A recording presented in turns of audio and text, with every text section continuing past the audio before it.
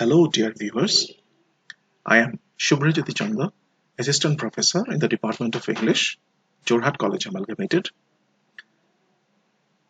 In this presentation, I shall discuss the micro skills of listening.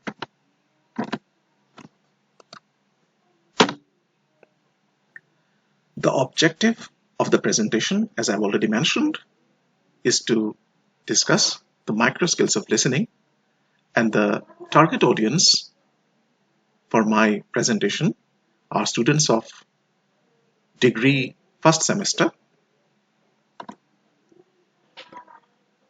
The most crucial thing about listening is recognizing the vocabulary.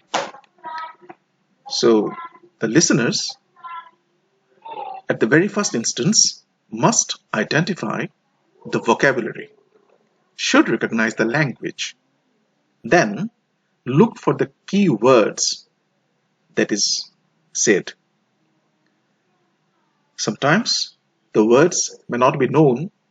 In that situation, the listeners must guess the meaning from the context.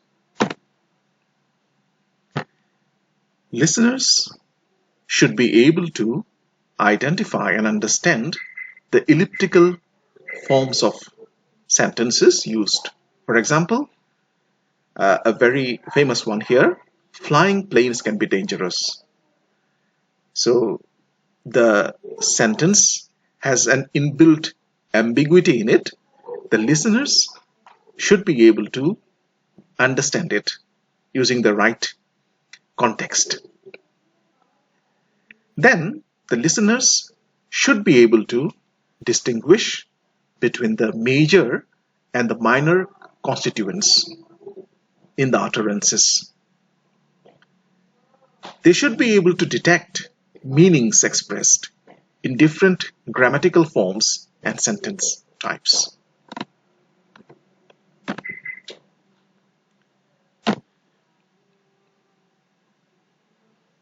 The listeners should be able to recognize the communicative functions of the utterances according to situations, participants, and the goals. So, the sentence which looks like a question may not necessarily be a question. That can be a request. For example, so when somebody says, could you please explain, or may I come in? So these are questions in form, but meaning wise, these are actually requests. So as listeners, we should be able to understand the exact meaning that is being conveyed, the language. The listener has to bring in real world knowledge and experience to understand what is said. So everyone has his or her own knowledge of the world. So accordingly, one has to bring in that to make sense of what is said. And that is very crucial. The listeners should be able to recognize the coherence in the discourse. What is coherence? It means the thematic unity and detect the relations as main idea, supporting idea, given information, new information. So how the coherence is built in the speech, that has to be appreciated by the listener. And only then will the listener be able to fully comprehend and understand what is said. The speeches are not always in the same rate. Sometimes it is fast, sometimes it is not so fast. So accordingly, the listener has to train himself or herself to process the speech as per the situation. And the pauses while we speak are also very significant. So the pauses, the errors, the corrections, all done by the speaker must be taken into account while understanding the speech. Now, uh, oral texts, can basically be of two types. One is interactional, the other one is transactional. While in the interactional discourse, for example, in interview, the focus is on the person and it is comparatively easier to follow a dialogue that is being carried on between two persons and we can relate to or imagining oneself.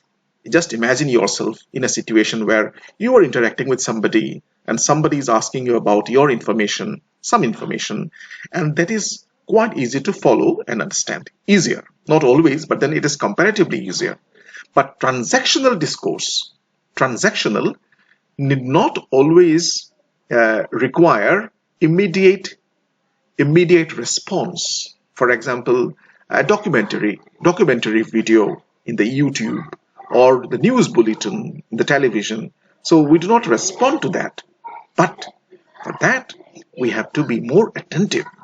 Or, most importantly, when we are listening to lectures in our classes, academic listenings, in that case, we have to be very attentive as to what the teacher is speaking about. So these are the two major types of discourses which we come across while listening. Well, I have come to the end of my presentation. I have today highlighted the major aspects, the major micro skills of listening. So listening is considered a passive skill, but really speaking, listening is not really passive. When we are listening, a lot of things go on in our heads.